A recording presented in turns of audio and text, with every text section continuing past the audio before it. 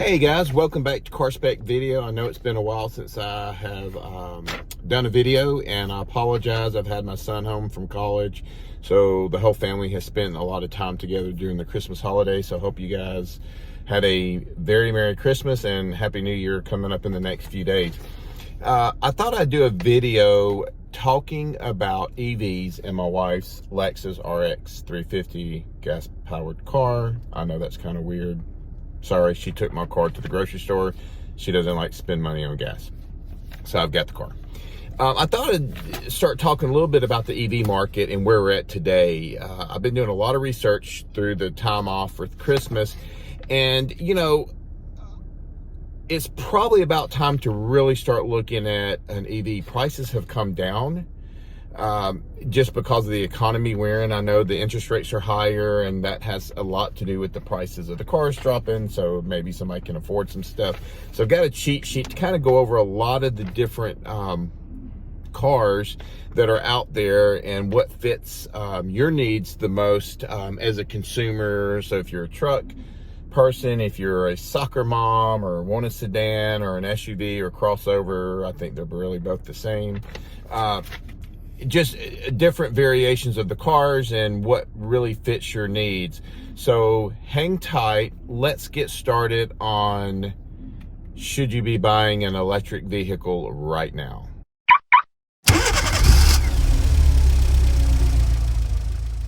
And welcome back.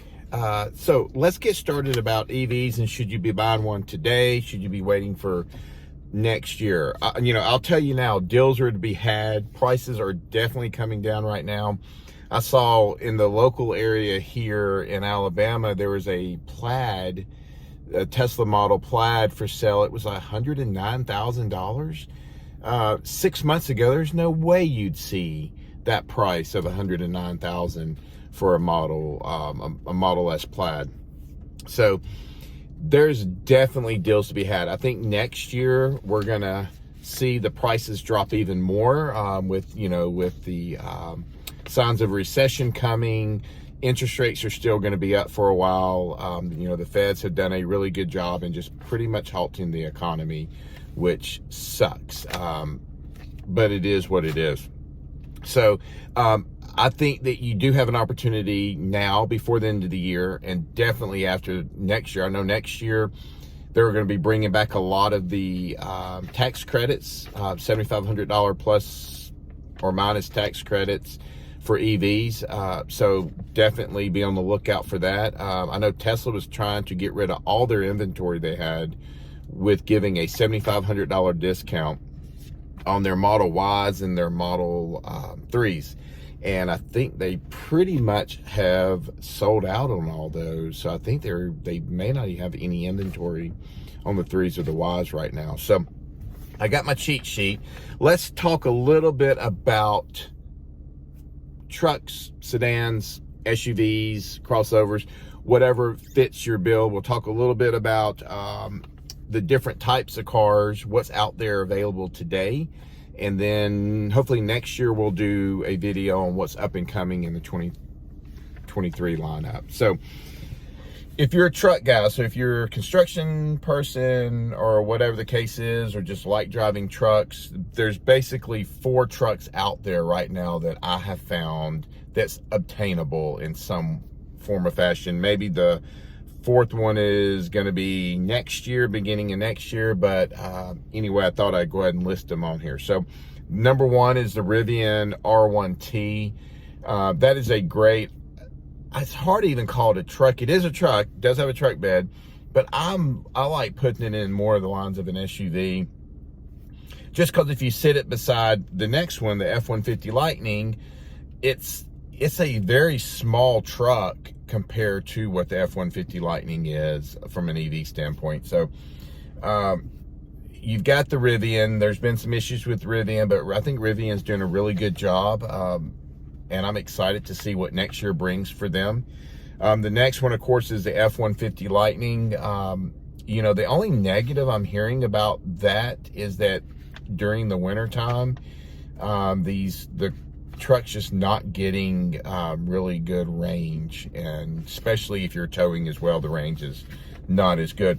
I don't know if you can trust everything you read or watch on YouTube. I think a lot of those things are going to be pushed for the shock factor more than anything else. I think if you drive at a reasonable speed, I think you can definitely get better range than I think Hoovy, who did a test of his or whatever, towing a car or whatever it was.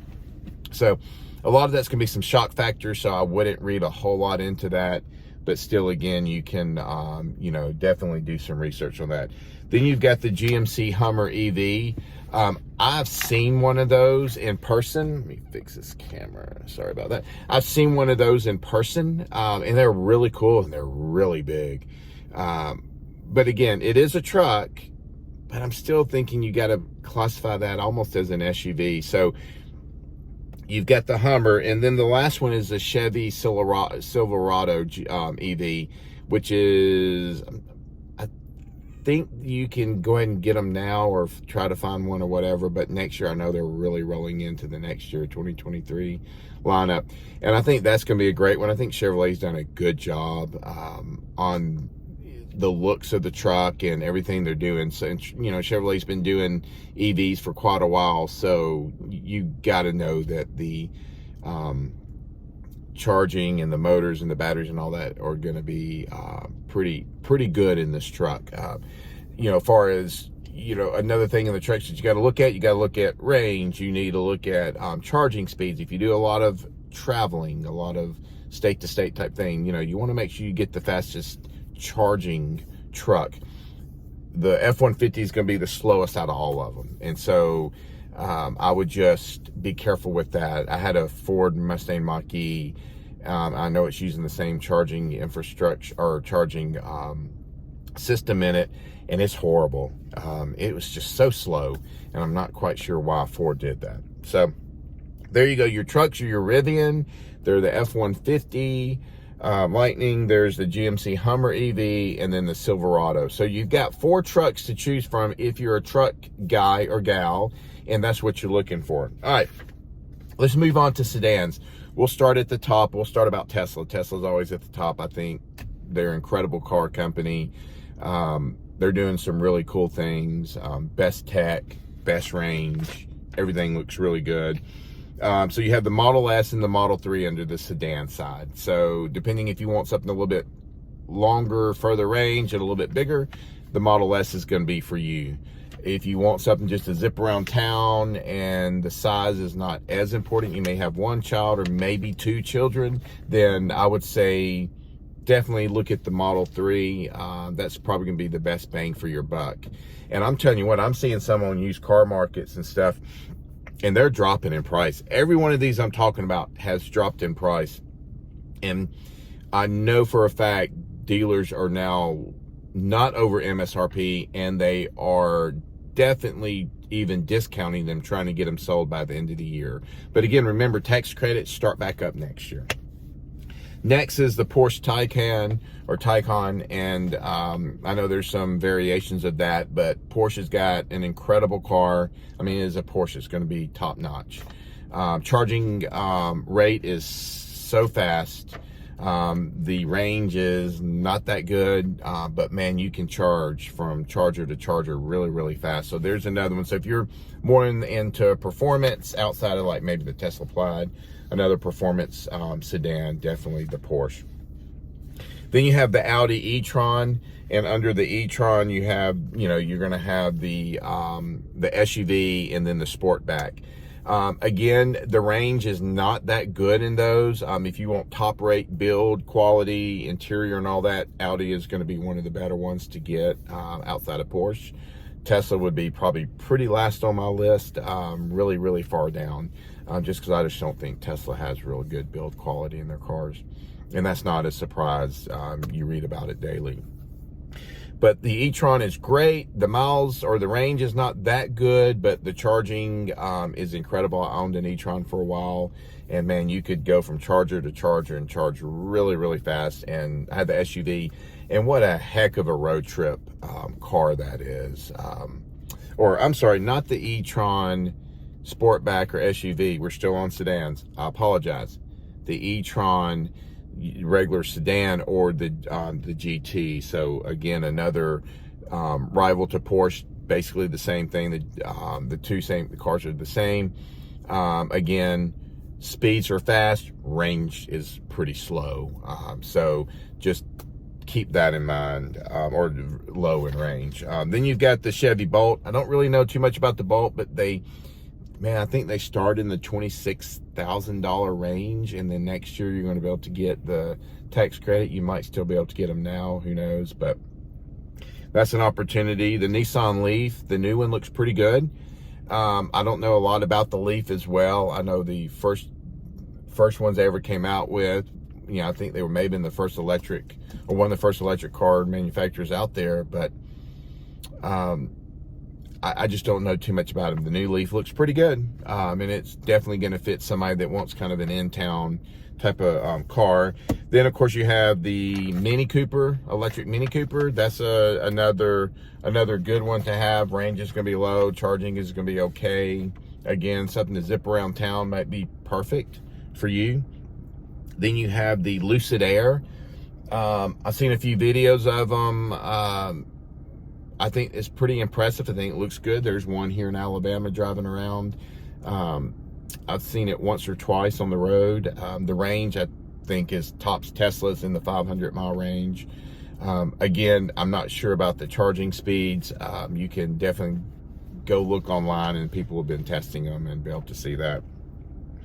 The BMW i4, I drove this. I think the i4 is incredible. It is a sedan based off the 4 Series, so it's not a purpose-built electric vehicle.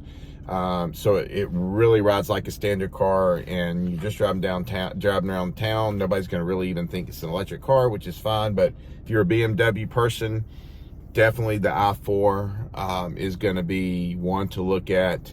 I can't remember the range or the charging speed, but I did drive one, and it's a pretty impressive vehicle. I need to get it on the channel and review it soon. I'll make a note of that. All right, the Mercedes line. You have the EQS sedan and the EQE sedan.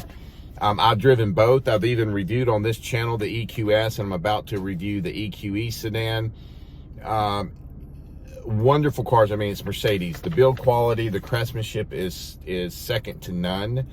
Outside of Audi, Porsche, they're all equal. Again, Tesla's the last one on my list, but I would say definitely one to look at. The EQS sedan is a big sedan, especially with the 4-wheel steering and all that. It's incredible. The range is good. The charging speeds are really pretty good. And I base this all off of what I have. I have a Genesis GV60. I've owned Teslas and Audis and Fords and things like that. But I'll tell you, the GV60s, and we'll get into that, the charging, it's an 800-volt charging system, and it flies. I mean, absolutely flies. But we'll get into that a little bit later. So you definitely have the BMW the i4, and then the i7 sedan is out too. I want to review that one. I have not driven it. I've seen it at our local BMW dealership, but have not had a chance to drive it and test it for the channel itself. That hopefully will be coming in 2023. And then you have the Genesis electrified GV80. That's their bigger flagship car. Again, the range I think is 289, maybe 300, but a little bit less. So I was hoping they'd be about 320, 350 on the range, or somewhere in there, that in between that. So that's a little disappointing, but I will tell you, the charging infrastructure, 800 volts, 10 to 80% in 30 minutes or less. I know when I drove, and again, we'll talk about the GV60 here in a second, but I know when I drove the GV60 from Connecticut to Alabama, I averaged 14 stops in, I think, 12 minutes per charge. I'd never been anything that fast. Usually when I have my Tesla, I'd be waiting forever to get it charged to move on to the next charging station. And that was even just charging to 80%. So to kind of wrap up the sedans, you have Tesla Model S, Model 3, you have the Porsche Taycan, you have the Audi e-tron, you have the Chevy Volt, the Nissan Leaf, the Mini Cooper, the Lucid Air, the Mercedes EQS EQE, the BMW i4 i7, and the Genesis electrified G80. I don't know if I'm missing a sedan here or there, but I'm just talking about ones in the real world that we can see today, go drive and pick up, purchase, or what have you. So those are the sedans. So anybody that's a sedan person, you know, the Lucid Air, the Mercedes EQS, those are very big cars. So that's great to have a kind of a bigger family, all the way down to the Nissan Leaf or Chevy Bolt, which is going to be a much more compact vehicle, but still having these as you know, all these cars are coming out, these manufacturers developing these electric cars is absolutely amazing. I think at one point, just a few years ago, we were just talking about the Tesla and the Nissan Leaf and maybe the Chevy Bolt. It was like just a handful. Now it's a huge list, and the list is growing, which is great. All right, SUVs and crossovers. Let's start again with the best on the market, far as range and their technology, but probably one of the worst in the build quality is the Tesla Model X and the Model Y. So the Model X is a little bit bigger. It's got the gold wing doors on it, or falcon wing doors. Like it or don't like it. I think they're pretty cool, and I've owned one before. Those are good.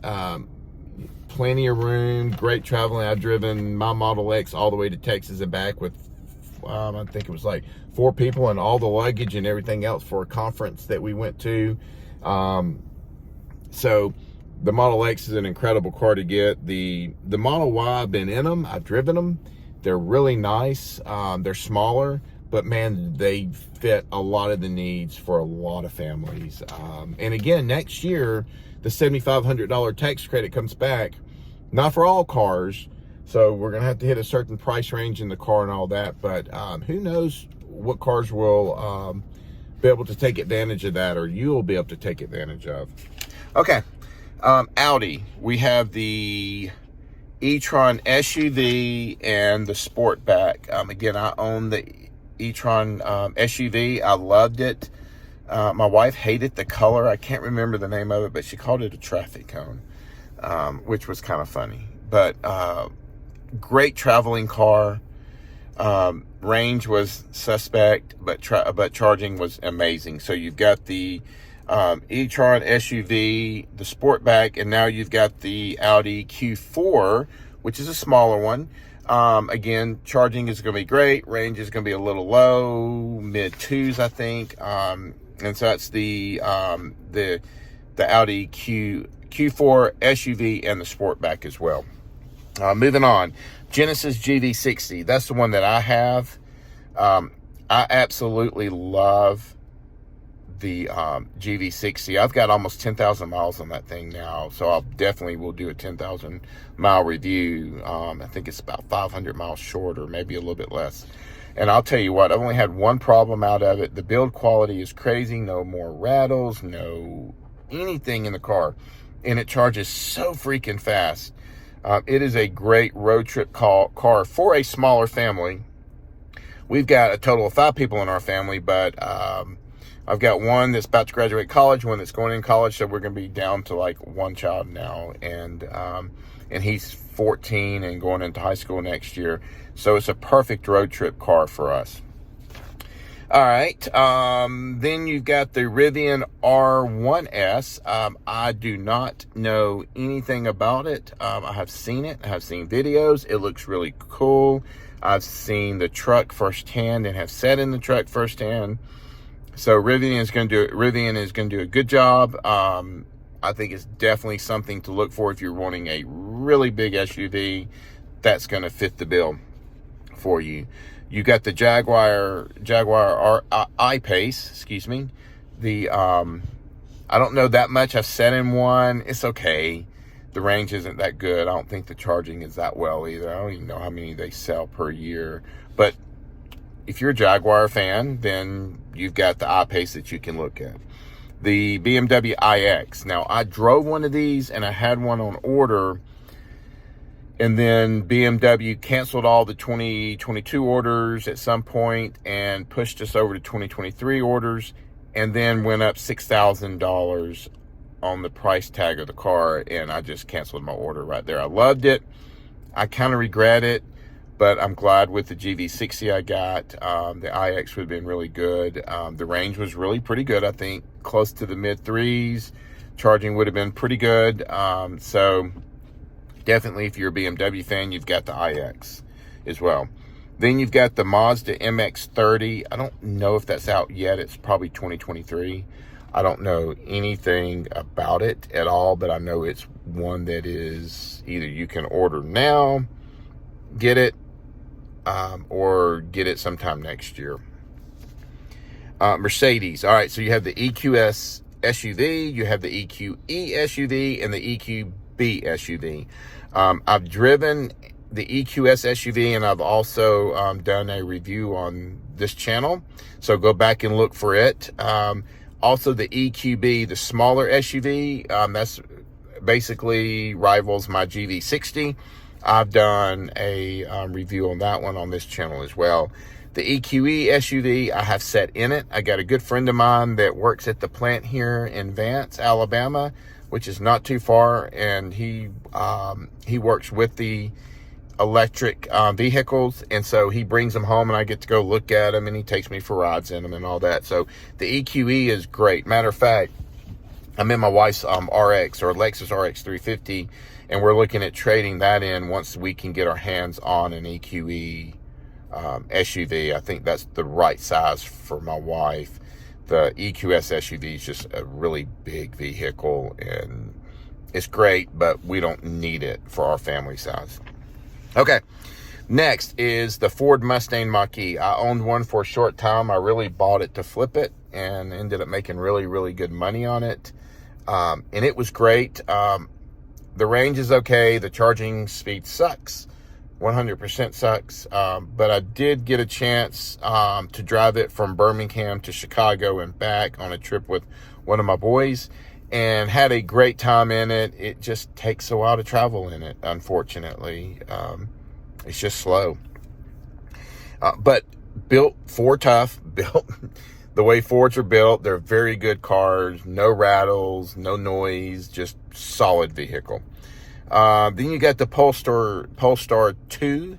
I don't know anything about it. I've seen quite a few on the road, so I know you can get them now. I'm not even really sure about their range or charging speeds. Again, this video is more just to make you aware of what's out there today. You got the VW ID4. I've sat in one. I haven't driven one. Again, not sure about the range or the speed, but it looks pretty good. VW, again, is going to build a good quality car, no doubt. So you have that. The Kia lineup. So you have the EV6, which is the same platform as my GV60. I have been in them. I have driven them. I have gone on about a 200-mile road trip on one. Charges stupid fast. The range is pretty good, close to 300 on my friend's, I think. And he's got the GT or somewhere there. And we drove it from Georgia back into Alabama, had one stop to charge, not a big deal. And I love it. It's built so good. And Kia's done such a good job. Really, Hyundai's done a good job between their brand, the EV6 and the GV60. Then you've got the Niro EV. I don't know anything about it, but it's another small crossover that's available for you to purchase. I'm not sure about the range or the charging speed. I don't think the charging speed's as good as the EV6, but I could be wrong. Okay, so now you have the Hyundai lineup. So you have the Ioniq 5, same as the EV6 and my GV60, Genesis GV60. Range is pretty good. Charging speeds are credible. And really, when I bought mine, I really wanted something, my GV60, I wanted something with a little bit better range. But having that fast charging speed, I was perfectly fine with the trade up, because I think charging is probably more important than, having an extra 30, 40, 50 miles of range. Having something that really charges as fast as the GV60 or the Hyundai Ioniq 5 or the Kia EV6, to me, I'll sacrifice a little of the range to get the better charging speeds. You have the Kona Electric. Again, that's probably a lot like the Nero EV, maybe. I just don't know that lineup that well, and how fast it charges or what the range is. And then you have the Ioniq 6 coming out next year, and that's definitely one that I'm going to look at. I don't know if I'll buy it, but it's definitely one that I'm going to look at. I think the pictures I've seen, the videos and stuff, it looks really nice, and Hyundai's done a good job with it. So I'm definitely excited to see that coming out next year. Okay, 3 more. Hang with me. We're almost done. You have the Chevy Bolt EUV. Again, it's I'm not quite sure of the range and the charging speed, but it's a Chevy and it's going to be built good. Again, if you want a smaller crossover for the city, that's probably a good one to look at. You have the Cadillac Lyric. Don't know anything about that. I've seen some videos. The range looks good. The charging speed, I think, is okay. It's a beautiful car. It's going to be built very well. So it's hitting that class of people that love Cadillacs, that want the luxury. That's going to be one. Then you have the Toyota BZ4X. I don't know anything about it. Their sales have been horrible in that car. But, you know, Toyota's stance is, you know, they really push the hybrid side. They have great hybrid systems. But, man, I think they're leaving a lot on the table, not really pushing their whole lineup into the electric EV side. So I'm not quite sure what's going to happen there, and we'll go from there. So the SUV crossovers, there's the Tesla Model X, Model Y. There's the Audi e-tron SUV and Sportback, the Audi Q4 SUV and Sportback, Genesis GV60, the one I own, the Rivian R1S, the Jaguar I-Pace, the Volvo XC40 Recharge and the C40 Recharge, BMW iX, Mazda MX-30, Mercedes EQS, EQE, and EQB SUVs, Ford Mustang Mach-E, I consider that more of a crossover, Polestar 2, the VW ID4, Kia is EV6 and Nero EV. Hyundai, you have the Ioniq 5. You have the Kona Electric. And then next year, the Ioniq 6. Then the Chevy Bolt EUV. The Cadillac Lyric. And then the Toyota BZ4X.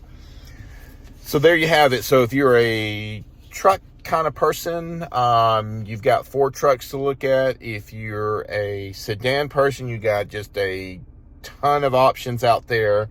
And then if you've got if you're an SUV crossover type of person, again, equally amount of probably more options out there to look at. And again, look before the end of this year. All these manufacturers that's got any stock left, they're trying to get rid of it. Things are definitely slowing down. So if you can afford to do it now, do it. Or wait next year. Hopefully the prices will stay down, which I think they're going to go down a little bit further in the used car market. And I think from a new car market, I think the days of seeing over MSRP for a lot of these cars are probably going to be gone.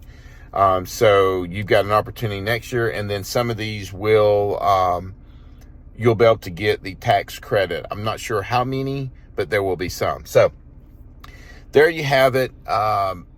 Is an EV right for you today? If so, look today, look tomorrow, look next year. But more and more manufacturers are coming out with a ton of these things. And I'm just truly, truly excited to see what the end of next year is going to bring us, with even more opportunity to purchase an EV, and even more of the brands, the models and things that are going to be coming out. So look forward to the next video. I think the next one we're going to do the GV60 10,000 mile review, or if I can get a hold of the EQE sedan before then, I'll do that. So thank you, and make it a great day, and Happy New Year's.